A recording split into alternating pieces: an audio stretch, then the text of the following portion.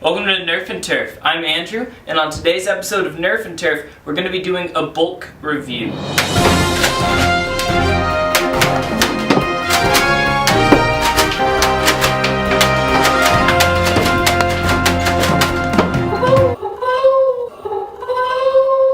So I don't know if you've heard, but Nerf is relaunching their Vortex Blaster series. Now this is the series that shot the little foam discs that had the hard plastic ring in the middle and then the soft foam on the outside of them. Very small discs.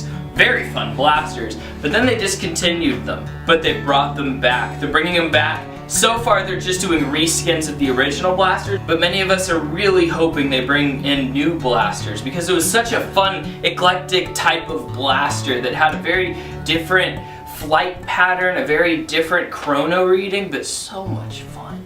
But before I could get my hands on some of those brand new Vortex blasters, I thought I'd go ahead and review the old ones, seeing as how the new Vortex blasters are going to be identical to the old ones, aside from their aesthetics. Now what we have here is the Vortex Proton. This was the first disc shooting blaster they released. Very simple single shot mode where you simply pull this back, and when you do it, you're activating a spring on the inside that's pulled back, and then when you release it, it's going to fling the dart out like that. And so you pull it back, you put your disc in, and then you've got this release that's an ambidextrous release, and then you just hit that and it closes, and that feels pretty cool. And then you fire it. The only problem is there's so many locks inside this thing that it has to have a disc inside to be discharged. So if you accidentally just do that, you've now left your spring primed.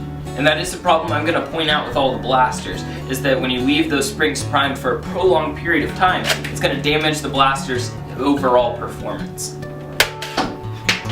It's just got such a unique flight pattern. How, you can curve it if you want. You can make it ricochet off walls if your group counts ricochet hits. And then you can make special rules for Vortex that ricochet hits count, because that just adds such a new, unique dynamic to the game. Now these were the two original skins. It was redone in a very sweet white with blue, and then this was the original color. It was a neon green, very interesting type of blaster. And then we have this one here. This is the Zombie Strike Fuse Fire. Now this blaster, like the next blaster I'm going to show you, is a glow-in-the-dark blaster. And so you have this switch here that when you switch it on, it makes these lights. And more importantly, there's lights on the inside that if you put glow-in-the-dark discs in, it'll illuminate those discs, so when you fire it, it'll have a greenish glow to it. Very gimmicky, not as useful, but really cool to look at. But then possibly the best feature of this blaster is that it has an internal magazine system for the discs. So here you would simply push the discs in and then line them up. You get 5 in there, and then to load it, you pull back on this, and then you let go. That is such a cool feeling to pull back and let go, kind of like with a real firearm whenever you cock it. It's just got such a great feel to it. It doesn't feed completely reliably every time.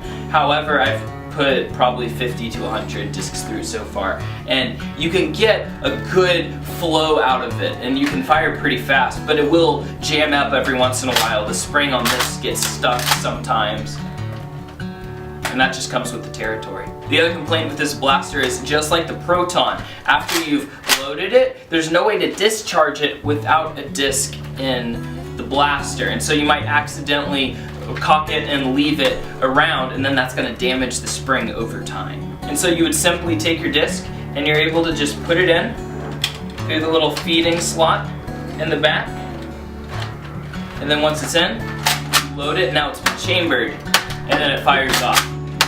It's really fun, the way that the return spring especially. The other fun feature about this is that there's a 5 dart storage system built into the front of this blaster, and that can be very handy for continuing to load as you go. And then finally, we have the Vortex Lumitron. Now this blaster came in multiple variants. This variant was the glow-in-the-dark centered one, but there's one very similar, different name, different color scheme.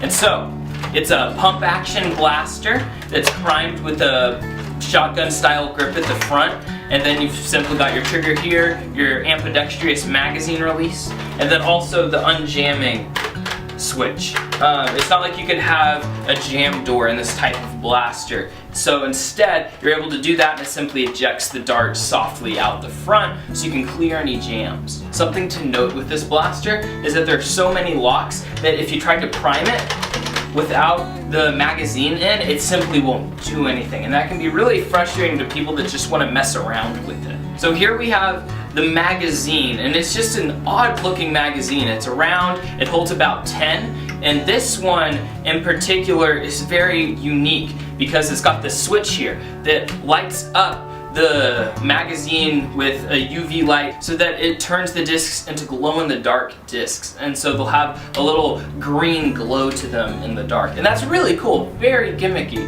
but pretty cool. The only trouble is they only give you the 10 discs that come with the blaster that are glow-in-the-dark. And so if you lose those, you lose that feature. And that's a pretty frustrating aspect about the glow-in-the-dark discs. But for the Lumitron, you simply insert the magazine in the back, you pump it. It is not slam fire because when you do, it simply jams up.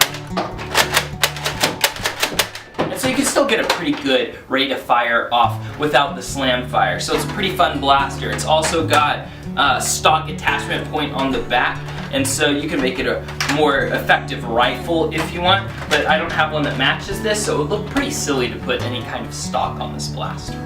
Alright, we're going to start off with the Vortex Proton, which is a single shot disc blaster.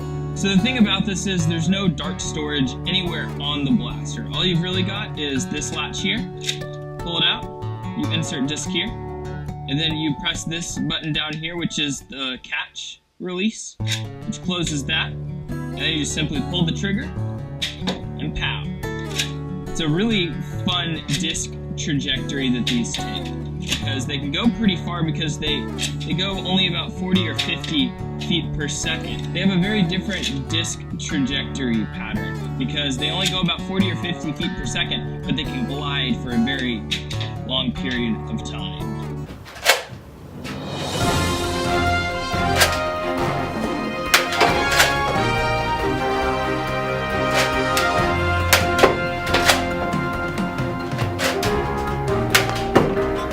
Next, we're going to shoot the Vortex Zombie Strike Fuse Fire.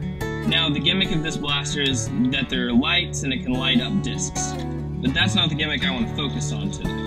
The coolest gimmick, in my opinion, about this blaster is that it has a 5-disc storage unit in here. And so you simply slip the disc through here, and they go into the 5-disc magazine.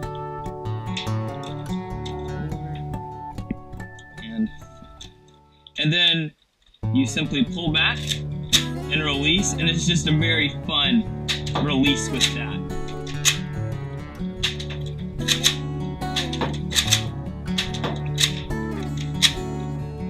And so you can get a really decent fast fire rate on that. You can also hold 5 more discs in the front here. The biggest concern was, I don't know if you noticed, but it caught at one point and wouldn't go back in. And also, if you load it like that, there's no way to deprime it without putting another disc in and firing it off. And so you just want to make sure you don't leave your spring primed for too long in there.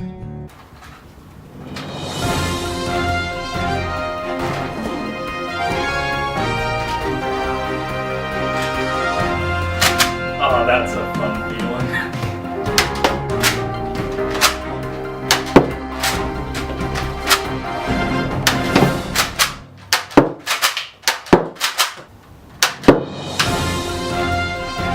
Next we've got the Vortex Lumitron. Now this is a magazine-fed disc blaster, and so you can simply put 10 discs in here, and this is also the mechanism that makes the discs glow in the dark. It's got a switch here, and then that UV light is able to make the glow-in-the-dark discs glow in the dark, but I have those somewhere else because I don't want to lose those. So you simply insert it here, and then it's a pump action. So back forward, chapow. So it just jammed on me. So you simply press this button to unjam it, and that will eject the disc. So that taught me that no, it is not slam fire enabled. And there we have the Nerf Vortex Lumitron, a very fun blaster.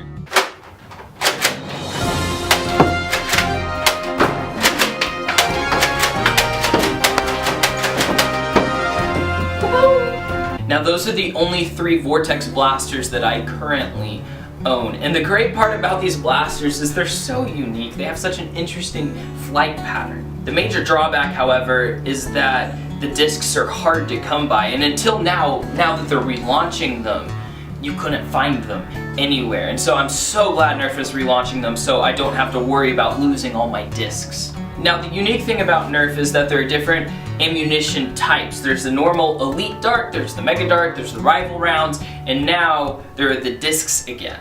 And this poses a threat. If you want to have every type of blaster, it's hard to use every type of blaster because you're going to lose the darts so fast. And so many people, they go and they buy bulk in the type of dart that they like to use. But if you use multiple types of darts, you're not going to have enough darts for each one unless you spend a large amount of money. And so for most people, I would suggest to only stick to a certain type of blaster that shoots a certain type of ammunition. If you love the mega rounds, just buy the mega darts. If you love the blasters that shoot the normal rival darts, then just get those. And then if you want the elite darts, you just grab those. And that's the trick with the discs, is that if somebody's already got all these other blaster types, these discs aren't going to work in them. And so you basically need a whole new setup just to use these blasters. So I know for me, I love to plink around with these blasters and I love to use them in my backyard and in my house, but I don't know if I'm ever going to run these in a war because I'm afraid of losing the discs, but also I know no one else is using them, so when I fire them, I basically lose them. And that's all I've brought. And so there are many pros, many cons, but it's such a fun blaster. Just to see how long you can get it to hover whenever you fire it, that's a very satisfying feeling. I really enjoy that aspect of these blasters. A quick reminder that I'm hosting a Nerf War on May 26th here in Arlington, Texas. And if you're available to join, I'd love to see you there. If you're out of state, that's all good. I'll make footage for it so you can watch some of the cool battles. And it's gonna be awesome. I have a Facebook event for this Nerf War, and I'll put that link in the description so that you can find it pretty easily. Well, I hope you enjoyed that video. So get on out there and Nerf your turf. Have a blessed day. Bye-bye.